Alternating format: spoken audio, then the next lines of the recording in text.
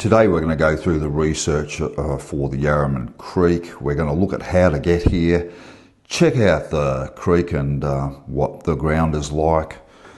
We'll go into town and have a look around there and maybe see where we can stay, and when we get home we'll see if I found any gold.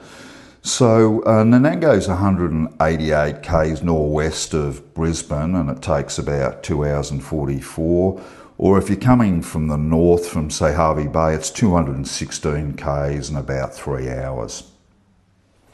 We've got the map out of the Yarraman Creek, the 7 mile diggings at Nanango, and surprise, surprise, the diggings are actually 7 miles out of town. That's why it's obviously named that way. So here's our old Esk North Road. Town is back that way, 7 k's. 7 miles, and you're going to end up having to park up around here somewhere because the road is impassable down this way. It's just all, you can walk it, you can barely even take a wheelbarrow down there, even though the road's sort of still shown. It's like a walking track to the creek. Now, as for the prospectable area, it is along here on the Yarraman Creek. Now, these lines here define where the creek boundaries are. Outside of those areas is not permitted to prospect, and I'm going to show you why that's important in a sec. Along that whole area goes for at least a K, so you got plenty of different sort of land that you can sort of play around in. But as for the gold itself and where it's coming from, you'll note that down here, Yarraman Creek gold, that's just the alluvial diggings, the things that we're going to be playing around in, i.e. that where it collects to. But the 7 mile diggings themselves is up here, along with another unnamed gold mine. They come down here through a place called Dings Gully and feed into the Yarraman Creek. And there's probably other gold deposits all spotted around here. And they enter the creek at this point. And of course that's where it can hide in all of the crevices and cracks and behind rocks and so on down there. This little guy is called Dings Gully. And if I can just undo that for a second and I'll show you something. Here it says reserve. This is reserve land. It's not freehold, it's not owned by anyone, but you're not allowed to prospect there. And Diggings Gully itself is in that reserve area. So we've got to start looking for the gold in all the places along here, and there is gold if you take the time to look for it, and I wish you luck.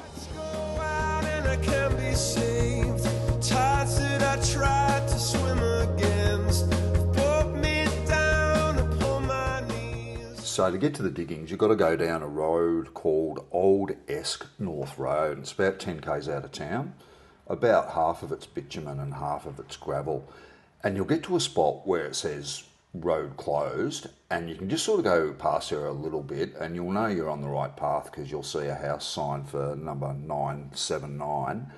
And you just park under the tree somewhere there, and you're going to have to pack everything you're going to need for the day in one go, because you ain't going to be doing 2 trips back down there. It's a kill of a walk back up that hill.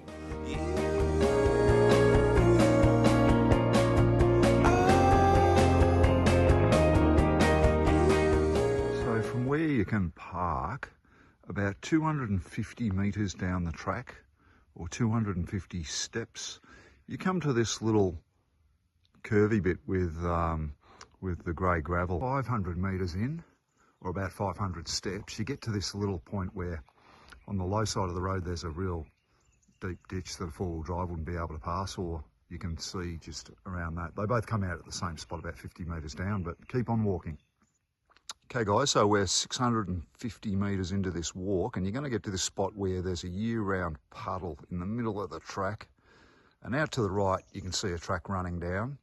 Don't take that track.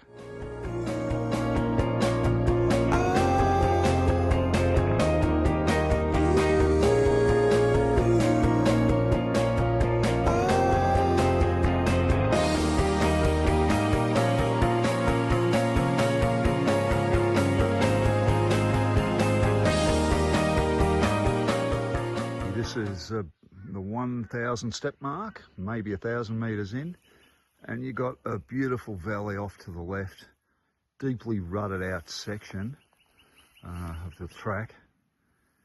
And for the first time down to the right there, you can almost see, well, you can see the lead up to the creek, the Yarraman Creek that we're heading to. Right, we're 1,200 paces in, and we've got this, again, deeply dug out section where it just demonstrates why you can't get a four-wheel drive in here, although in this particular spot it's got a side track. But this is the 1,200 step mark. Viewers, this is the important mark. We're about 1,300 steps in, and this is where we're going to make a turn. The track goes straight down there, and if you were to follow it down, you're going to add several hundred extra metres to your walk. But instead, we're going to take a right here. Just follow me down here and you can see, because from here it's only about 50 metres to the creek. Or 30 metres down, you're going to get your first view of the creek. So when you finally get down here, you'll probably want to grab a coffee from the shop or some hot jam donuts, but you won't be able to, because you're out in the complete wilderness and there's nothing like that here. There's not even any dunnies, so be prepared for that, and let's have a look around the beautiful Yarraman Creek.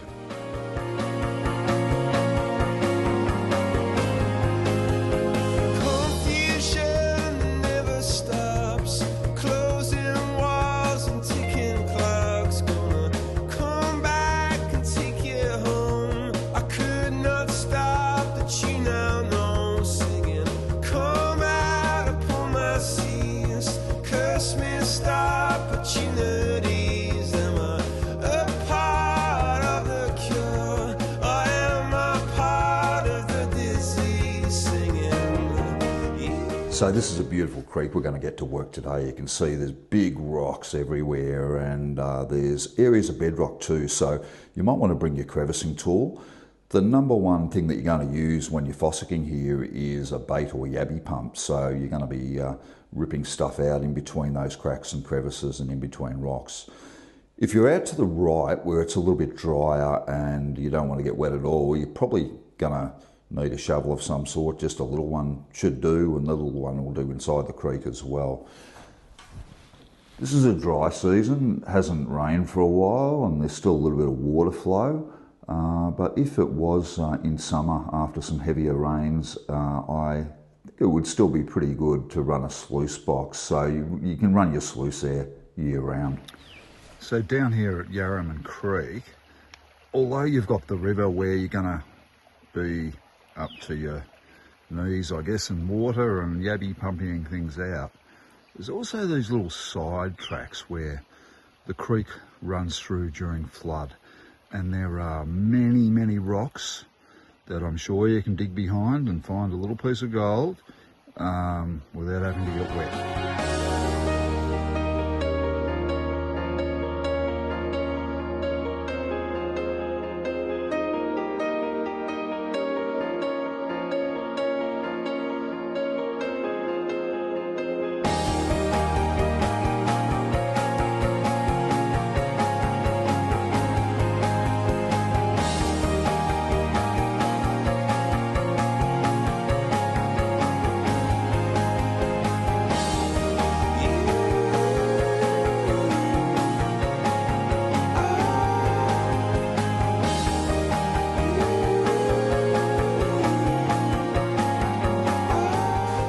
I'll put a few pictures up of the river when it was in flood or a little bit more water in it during summer when I was here earlier in the year, as I take a look at the town of Nanango.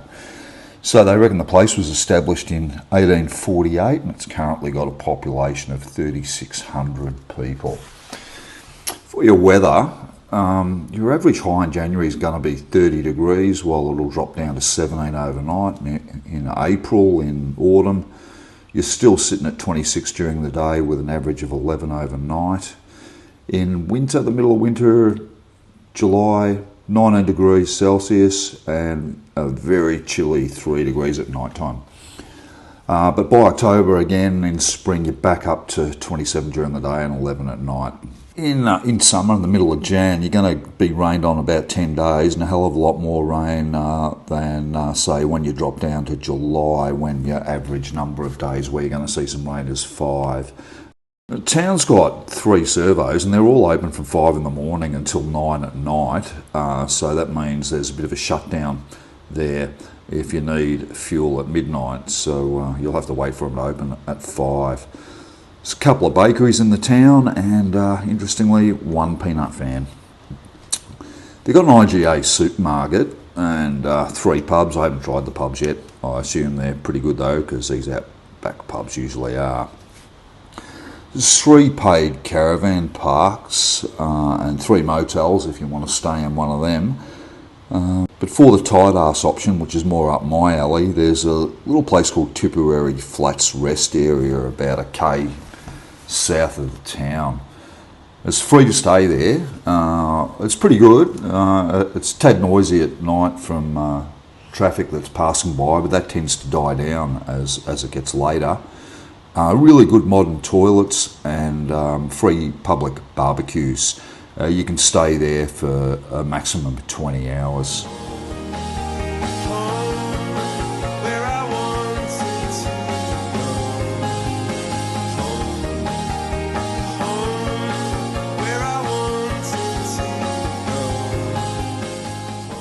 Here's my meagre takings from Nanango. Let's see how much we've actually come home with.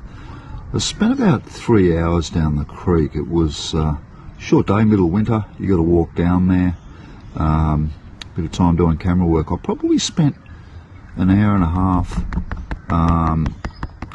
looking for a place where I could find gold. There was a lot of empty pans, but eventually I did find a spot. Let's just see how the takings were. So this is an hour and a half in a little place that tended to have not little micro specks like you see in, say, Reedy Creek, but they're a little bit more chunky because it's coming off a reef that's not too far away. But I don't know how excited we're going to be. I know there's one little picker in there.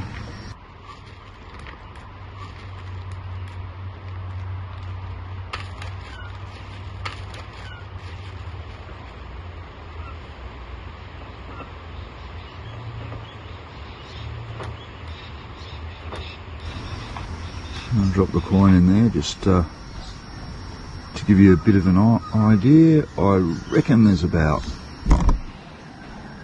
maybe 0.2, 0.15 in there for an hour and a half of digging, and in a good place. I suppose if you were to spend 4 hours out there or once you had an idea on where the spots were, you could probably pick up, maybe you could get half a gram in a day.